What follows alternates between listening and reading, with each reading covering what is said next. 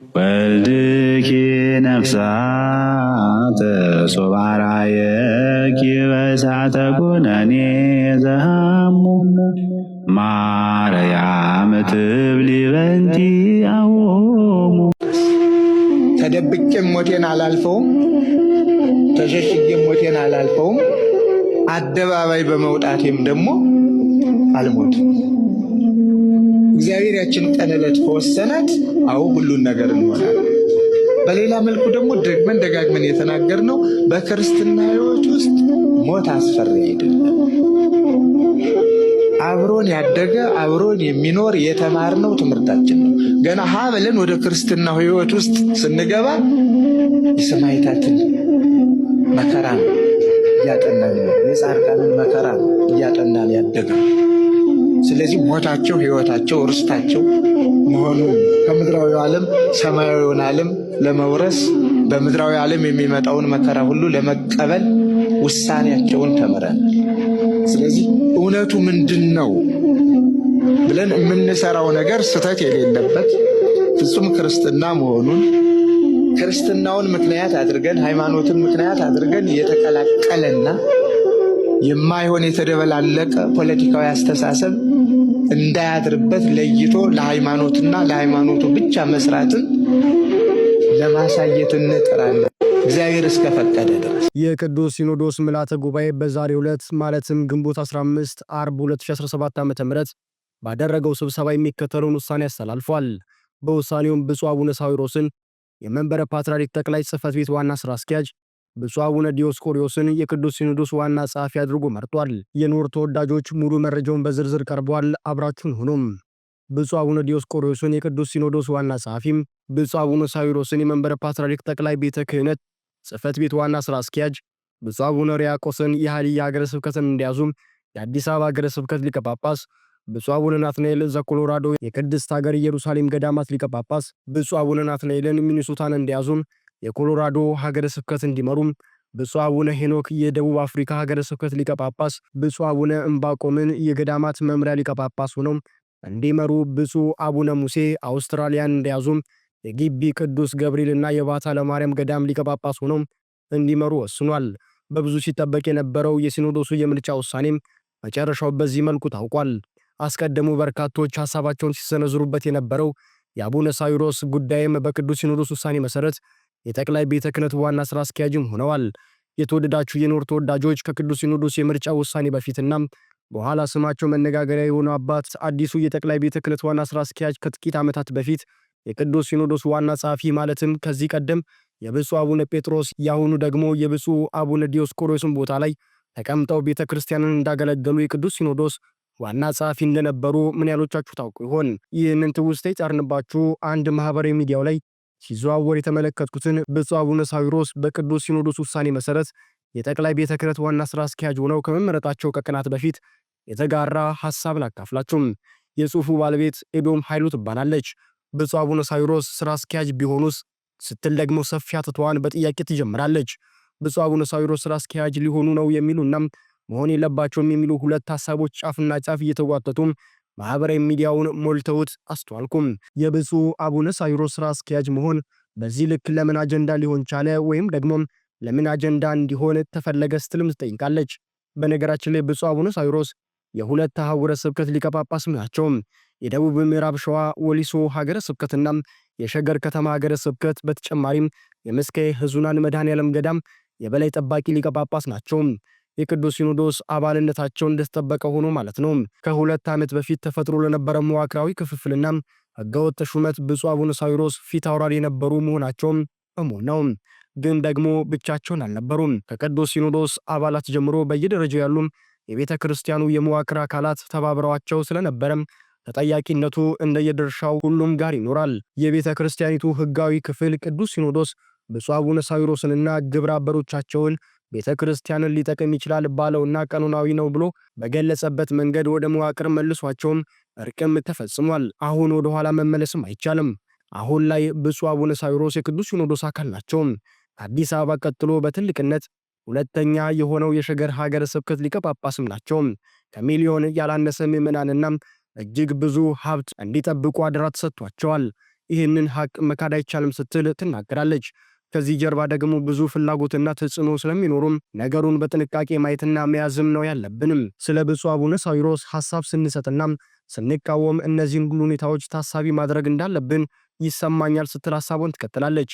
ወደድንም ጠላንም ብፁዕነታቸውም ሕጋዊ በሆነው የቤተክርስቲያናችን መዋቅር ውስጥ ያሉና በቅዱስ ሲኖዶስ ውስጥ ውሳኔ የሚወስኑ ከማናችንም የተሻለ ከሁሉም ብፁዓን አበው ጋር የመገናኘትና የመመካከር ሐሳብ የመስጠትና አሳምኖ ሐሳብ የማስለወጥ እድል ያላቸው አባትም ናቸው። ጉዳዮቹን ሰፋ አድርገን ማየትና ነገሮችንም በጥንቃቄ ማስኬድ ካልቻለን ከትላንት በባሰው ቤተክርስቲያንን ዋጋ ያስከፍላታል። ለሶስተኛ አካል ጣልቃ ገብነትም በር ይከፍታል። ብፁዕ አቡነ ሳዊሮስ የጠቅላይ ቤተ ክህነት ዋና ስራ አስኪያጅ ቢሆኑስ ቤተክርስቲያንን ከሌሎች ስራ አስኪያጆች በተለየ እንዴት ሊጎዷት ይችላሉ ስትልም ጠይቃለች። ላለፉት 3 ዓመታት ስራ አስኪያጅ የነበሩትን ብፁዕ አቡነ አብርሃምን ጨምሮም ከእርሳቸው በፊት የጠቅላይ ቤተ ክህነት ስራ አስኪያጅ የነበሩም ብፁዓን አበው ሊቃነ ጳጳሳት ምን የተለየ እድል ፈጠሩ ስትልም ትጠይቃለች። የትኛውን ለውጥና ውጤት አስመዘገቡ ስትልም ታክላለች። ብቻቸውንስ የትኛውን ተጽዕኖ መፍጠር ቻሉም? የብፁዕ አቡነ ሳዊሮስ ልዩነቱስ የቱ ጋር ነው? ከሌሎቹ ብፁዓን አበው በተለየም ብቻቸውን ምን የተለየ ችግር ይፈጥራሉ? ምን አይነት ተጽዕኖ መፍጠር ይችላሉ? ከዚህ አንጻር ምክንያታዊ መሆን ያለብን ይመስለኛል ስትልም ትቀጥላለች። የጠቅላይ ቤተ ክህነት ስራ አስኪያጅ ብቻውን ነው እንዴም የሚሰራው? ተቆጣጣሪና አለቃስ የለውም እንዴም? ከስራ አስኪያጅ በላይ ቅዱስ ሲኖዶስ አለም። ከዚያ በታች ቋሚ ሲኖዶስ አለም። ከዚያ በታች ቅዱስ ፓትርያርኩ አሉ። ከነዚህ 3 አካላት ቀጥሎ ነው እንግዲህ የጠቅላይ ቤተ ክህነት ስራ አስኪያጅ የሚመጡት ስትልም ትናገራለች። ብፁዕ አቡነ ሳዊሮስ የጠቅላይ ቤተ ክህነት ስራ አስኪያጅ ቢሆኑም ከቅዱስ ሲኖዶስ ከቋሚ ሲኖዶስና ከቅዱስ ፓትርያርኩ ስር ሆነው ነው የሚሰሩትም። እነዚህን 3 ትልልቅ የቤተክርስቲያኒቱ አካላት ጨፍልቀው ብቻቸውን ሊወስኑና ጉዳትም ሊያደርሱ የሚችሉበት አመክንዮ ምንድነው ስትልም ትጠይቃለች። በተጨማሪም እነዚህ ሁሉ የቅዱስ ሲኖዶስ አባላት ከኛ ባነሰ ሁኔታ የቤተክርስቲያኒቱን ተጨባጭ ሁኔታ መረዳት የማይችሉ ሆነው ነው አንድን ብፁዕ አባት ስራ አስኪያጅ አድርገው የሚመርጡት ወይ ስትልም ጠይቃለች። ብፁዕ አቡነ ሳዊሮስ በዚህ ልክ አብዛኛውን የቅዱስ ሲኖዶስ አባላት ማሳመን፣ ተጽዕኖ መፍጠር የሚችሉ አባት ሆነው የብዙሃኑን ድምፅ ማግኘት የሚችሉ ከሆኑስ በምን አመክንዮ ነው ቤተክርስቲያንን ሊጎዱ የሚችሉትም? የቅዱስ ሲኖዶስ አባላት ብፁዓን አባቶቻችን ጋር የሌለና እኛ ጋር ብቻ ያለም ለእነርሱ የማይታየው ለእኛ ብቻ የታየም እውነት ሊኖር የቻለውስ እንዴት ነው ስትልም ጠይቃለች። አማረልኝ ተብሎ ዝም ተብሎ አይወራም ስትልም ታክላለች። ቤተ ክርስቲያንን የጠቀምን እየመሰለን የበለጠ ችግርንና መከፋፈልን እየፈጠርን ነገ የሚፈነዳ ፈንጂ እየቀበርን መሆኑን የዘነጋነው ይመስለኛል ስትልም ትቀጥላለች። እድሉ ስለተፈጠረን የሚያራግቡ አካላት ስላሉ ብቻም ዝም ብለን ማውራት ተገቢም አይደለም። በጥንቃቄ በበቂ አመክንዮና ሊያንስ በሚችል መልኩ ብቻ ነው እንደዚህ ያሉ ሐሳቦችን ማንሸራሸር ያለብን። ለውጭ አካላትን በር እንዳይከክ አኩራፊዎችም ግንባር እንዲፈጥሩም መንስኤ እንዳንሆን መጠንቀቅም አለብን። በግሌ ማንም ብፁዕ አባት ለጠቅላይ ቤተ ክህነት ስራ አስኪያጅነት ቢመረጥ የተለየ ተአምር ይፈጥራል ብዬም አላስብም። ሌላው ቢቀር የአዲስ አበባ አድባራትና ገዳማት አለቆች ብቻቸውን ኢመደበኛ በሆነ መንገድ ተጽዕኖ እየፈጠሩ ወይ ወደ መስመር ያስገቧቸዋል፣ አለዚያም ከመስመር ያስወጧቸዋል። አንዳንዶቹ ሐሳቦች በጣም እየተጋነኑና ከእውቀትና ከአመክንዮ የተፋቱም የቤተ ክህነቱንም ነባራዊ ሁኔታ ያልተረዱ ሆነው ነው ያገኟቸው ስትልም ትናገራለች። አሁን ባለው የቤተ ክህነታችን ቁመናም የትኛው ብፁዕ አባት የጠቅላይ ቤተ ክህነት ስራ አስኪያጅ ቢሆን የተለየ የሚፈጠር በጎም ሆነም ክፉ ነገርም የለም። ብፁዕ አቡነ ሳዊሮስ ስራ አስኪያጅ ሊሆኑ ነው ብለን መስጋት ብቻም ሳይሆን ብፁዕ አቡነ አብርሃምም ስራ አስኪያጅ ሆነው ምን የተለየ ስራ ሰሩም፣ ምንስ የተለየ እድል ፈጠሩ፣ ምን ተጽዕኖ ተፈጠረም ብለን መጠየቅም ይኖርብናል ስትልም ትናገራለች። ብዙ የተባለላቸውና የተወራላቸው ብፁዕ አቡነ አብርሃም ስራ አስኪያጅ ሆነው የተለየ እድል ካልፈጠሩ ብፁዕ አቡነ ሳዊሮስም ስራ አስኪያጅ ቢሆኑ ከብፁዕ አቡነ አብርሃም የተለየም ሊፈጥሩት የሚችሉት የተለየ እድልና ተጽዕኖም ያለም አይመስለኝም ስትልም ታክላለች። ቤተ ክህነታችንን የምናውቀው አልመሰለኝም ስትልም ጠንከር ያለ ሐሳቧን ትሰነዝራለች። የቤተ ክህነታችን ሰዎች እኮ ተገማች ናቸውም ስትል ትናገራለች። ተጣሉ ስንላቸው ታርቀው ይገኛሉ። ይተባበራሉ ስንላቸው አንድ ላይ ይገጥማሉ። አቋም ይዘው ይሞግታሉ ስንላቸው ይንሸራተታሉ። ከነገሌ ወገን ናቸው ስንል ከሌላ ዘንድ ብቅ ይላሉ። አስተዳደራዊ እርምጃ ይወስዳሉ ስንል አቅርበው ያቆለጳጵሳሉ። የቤተ ክህነት ሰዎች ተገማች ናቸው ስትልም ትናገራለች። ፈጽሞ ልንገምታቸው የምንችላቸው አይነት ሰዎችም አይደሉም ትላለች። አሁን ባለው ተጨባጭ ሁኔታም ማንም መጣ ማን የነበረውን ከማስቀጠል ባለፈም የተለየ የሚፈጥረው ተጽዕኖም የለም። ብፁዕ አቡነ ሳዊሮስ ከጥቂት ዓመታት በፊት የቅዱስ ሲኖዶስ ዋና ጸሐፊም ሆነው ለ3 ዓመታት የቅዱስ ሲኖዶስ ጽሕፈት ቤትን መርተው እንደነበረም ማስተዋስ ይገባል። ምንም የተለየ ነገር አላደረጉም ነበር። ማድረግ ቢፈልጉም አሰራሩ አይፈቅድላቸውም። አሁንም የጠቅላይ ቤተ ክህነት ስራ አስኪያጅ ሆነው ቢመረጡ ወይም ደግሞ በዚያ ስፍራ ላይ ቢመደቡም በተለየ የሚፈጥሩት ተጽዕኖ አይኖርም።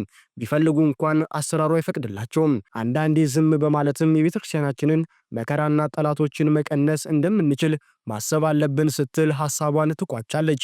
ይህ የኤዶም ኃይሉ ሐሳብ ብዙ ትችትንና ድጋፍን በየፈርጁም እያስተናገደ ይገኛል። የሆነ ሆኖ ግን ለቅዱስ ሲኖዶስ ውሳኔም እገዛለሁ መርሃችን ሊሆን ይገባል። ይህ የኖር መልእክት ነው። አባቶችና ቅዱስ ሲኖዶስ ለቤተ ክርስቲያን ይበጃል ያሉትን ወስነዋል። እኔም ውሳኔያቸውን አከብራለሁ ልንልም ይገባናል። እኔ ልጅ ነኝ፣ እነርሱ ደግሞ አባት ናቸው። እኔ የፈለግኩት ይሁን ይተግበር ማለት ከጀመርኩ እኔ ራሴ አፈንጋጭ ነኝ። ስለዚህም የአባቶቻችንን ውሳኔ አክብሬ እቀጥላለሁ።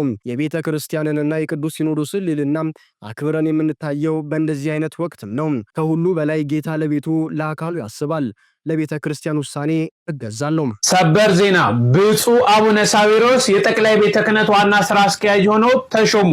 ብፁዕ አቡነ ዲዮስቆሮስ ደግሞ የቅዱስ ሲኖዶስ ዋና ጸሐፊ ሊቀ ጳጳስ ሆነው ተሾመዋል ማለት ነው። እንግዲህ እንደሚታወቀው በ3 ዓመት ብፁዕ አቡነ አብርሃም የጠቅላይ ቤተ ክህነት ዋና ስራ አስኪያጅ ሆነው ሲመሩ መቆየታቸው የሚታወስ ነው። ይህንን ተከትሎ ደግሞ የሥራ ዘመናቸውን በመጨረሳቸው በእሳቸው ምትክ ብፁዕ አቡነ ሳዊሮስ የጠቅላይ ቤተ ክህነት ዋና ስራ አስኪያጅ ሊቀ ጳጳስ እንዲሁም ደግሞ በብፁዕ አቡነ ጴጥሮስ ቦታ ደግሞ ብፁዕ አቡነ ዲዮስቆሮስ የቅዱስ ሲኖዶስ ዋና ጸሐፊ ሊቀ ጳጳስ ሆነው በዛሬው ዕለት በቅዱስ ሲኖዶስ ምልዓተ ጉባኤ ተሾመዋል። አያይዞም ደግሞ በርካታ ብፁዓን አበው ሊቃነ ጳጳሳት የተለያየ ቦታ ዝውውር ሲደረግላቸው አዲስ አበባ ሀገረ ስብከትን ሲመሩ የነበሩት ብፁዕ አቡነ ሄኖክ በደቡብ አፍሪካ ሀገረ ስብከት የደቡብ አፍሪካ ሀገረ ስብከት ሊቀ ጳጳስ ሆነው እንዲመሩና የደቡብ አፍሪካ ሀገረ ስብከት ሊቀ ጳጳስ የነበሩት ደግሞ ብፁዕ አቡነ ሕርያቆስ የአዲስ አበባ ሀገረ ስብከት ሊቀ ጳጳስ ሆነው በዛሬው ዕለት በቅዱስ ሲኖዶስ ምልዓተ ጉባኤ ሹመት መሰጠቱ ታውቋል ማለት ነው። ምን ስም እንደተሰጠን በምን አይነት ሙቀት እንደተጨበጨበልን አይደለም፣ አይተናል፣ ሰምተናል። ከየት? ከራሳችን ከቤታችን። ይሄ ሕሊናን ያቆስላል። ዛሬ ግን መድፌ ምላጩ አይደለም። አንዱ ገዳም ላይ የኖረ መነኮስ ብድግ ብሎ እዚያ አውኮ ገዳሙን አመሰቃቅሎ ገዳማዊ ስርዓቱን ገለባብጦ የቁሪት ፍላጎቱንና ምኞቱን ፈጽሞ አስፈጽሞ ከዚያ ሲነቃበት እውነተኞች አባቶች እናቶች በጸሎትም ወደ እግዚአብሔር አመልክተው አስፈንጥሮ ሲሰደው ከየት መጣህ ሳይባል ሌላው ገዳም ላይ ይገባል። ተመሳስሎ መኖር አንድ ጊዜ ወደ ዓለሙ አንድ ጊዜ ወደ ገዳሙ ብቅ ጥልቅ የሚለው ማስተሳሰብ ከባድ ነውና፣ ስለዚህ ስም ቢወጣም ከገዳማቱ እግዚአብሔር ሰው አለ። ሕዝቡን የሚጠብቅበት መንጋውን የሚጠብቅበት የሚንከባከብበት መነኮሳቱን ያስነሳል። ምንም የካህናቱም ስም የሕጋውያኑም ስም የተለያየ ስም ቢመጣ ከዚያም ውስጥ ደግሞ ክብረ ክህነትን ለመግለጽ እግዚአብሔር ሰው አለው በየቦታው። ጨርሶ እንዳንጠፋ ጨርሶ ስም አጠራራችን ከንቱ እንዳይሆን ዛሬም መነኮሳት እኮ አሉ። ዛሬም ሌላውን ትተን ነገሌን ተመልከት። ዛሬም እኮ ቀሳውስት ካህናት አሉ፣ ነገሌን ተመልከት የሚል እግዚአብሔር ይፈጥራል በየዘመናቱ። ስለዚህ ለማለት የፈለኩት ከመነኮሳት ዛሬ ዘመኑን በመከተል በዘመኑ መሳሪያ ሃይማኖትን በመጠበቅ ስርዓትን በመጠበቅ ቀኖናን በመጠበቅ አላስፈላጊ መተቻቸትንና ክርስቲያናዊ የሆነ ስነ ምግባርን በመተቸት ጠዋትም ማታም ያለ እረፍት ተግተው የሚያስተምሩትን ጠቅላላ ለዓለም በሙሉ ዘመኑ ዓለምን አንድ መንደር አንድ ሰፈር አድርጓታልና ርዕሰ ሊቃውንትን አባ ገብረ ኪዳንን ከልብ ነው በዚሁ አጋጣሚ የማመሰግነው። እግዚአብሔር ይስጥልን፣ እግዚአብሔር ያክብርልን እላለሁ። ከዚህ በተረፈ ሌሎችም እንደው ስም ብዘረዝር ጊዜው ስለሌለኝ እንጂ ከቀሳውስቱም ከዲያቆናቱም እግዚአብሔር የመረጣቸው ያከበራቸው ሁልጊዜ ቤተክርስቲያናቸውን ብቻ ወክለው ግለሰብን ሳይሆን ሃይማኖትን ይሰብካሉ። ኃጢአትን ሳይሆን ግብረ ገብነትን ይሰብካሉ። ህጋዊነትን ሳይሆን ህግን ያስተምራሉ፣ ቀኖናን ያስተምራሉ። ይሄ ነው ለቤተ ክርስቲያኒት የሚያስፈልጋት። ይሄ ነው ስም መስጠት፣ ስም ማውጣት፣ መተቻቸት። ይሄ የቤተ ክርስቲያንም ስርዓትም አይደለም፣ የአባቶችም ስርዓትም አይደለም። ከየትኛውም አባቶቻችን ከእናቶቻችን የተወረሰ አይደለም። ስለዚህ እንደነዚህ አይነት በምሳሌነት የሚገኙ መነኮሳትን፣ ካህናት፣ ቀሳውስትንም ጥሩ አርአያና ምሳሌ አድርገን ድጋፍን በመስጠት ይችን ቤተ ክርስቲያን እንጠብቃት። ፈቃደ እግዚአብሔር ሆኖ አሁን ያለው ሁሉ እንቅስቃሴ በጣም ጥሩ ነው። በዚህ ዓመታት ባሳለፍናቸው ዓመታት እግዚአብሔርን የማመሰግነው ሊቃውንቱ በሊቃውንት፣ መምህራን በመምህራን፣ መነኮሳት በገዳም ስርዓት ሁሉም ወደ ቤት ግባ ተብሎ ወደ ቤቱ ያልገባ የለም። ምከር፣ ዝከር፣ ወስን፣ ቤትህን ጠብቅ ተብሎ ሁሉም ተጠርቶ በዚህ በጣም ደስተኛ ነው። ምክንያቱም ቤተ ክህነቱ ነው እንዲህ ያደረገ፣ ሲኖዶሱ ነው እንዲህ ያደረገ የሚለው ትችት ከዚህ በኋላ አይሰራም። ኃላፊነታችሁን ሁላችሁም ተረክባችሁ ስሩ ብሎ ቤተ ክህነቱም ቅዱስ ሲኖዶሱም ቅዱስ ፓትርያርኩም በሩን ክፍት አድርገው ግቡ፣ ምከሩ ብለዋል። ሐሳባችሁን አቅርቡ፣ ወስኑ፣ መልእክቱ ተላልፏል። ለዚህ ነው ሊቃውንቱ አሁን ባለፈው በጣም እጅግ ያኮራ ነበር። ያልተዳሰሰ ያልተፈተሸ አንዳች ነገር የለም። በቅደም ተከተል ሚዲያዎቻችን ይለቁታል ወደፊት ብዬ አስባለሁ። የሚመለከተው ክፍል እያየ ሊቃውንት ጉባኤው እያረመ ገዳማቱ የገዳማቱን ሌላውን የሊቃውንቱን ስም ክብር የሚጠብቅ የገዳማቱን ስም ክብር የሚጠብቀውን ቤተ ክርስቲያን ማን ነበረች፣ ወደፊትስ ማንነት የሚለውን በየመካከሉ ዝም ብሎ ብድግ ብሎ ቀኝ ግራ የሚያናፍሰውን ቤተ ክርስቲያኒቱ መሪ ሰሪ እንደሌላት የሚያስመስለውን መቋቋም ከዚህ ትውልድ ከዚህ ዘመን ይጠብቃል፣ ይጠየቃል። በተለይ አባቶቻችን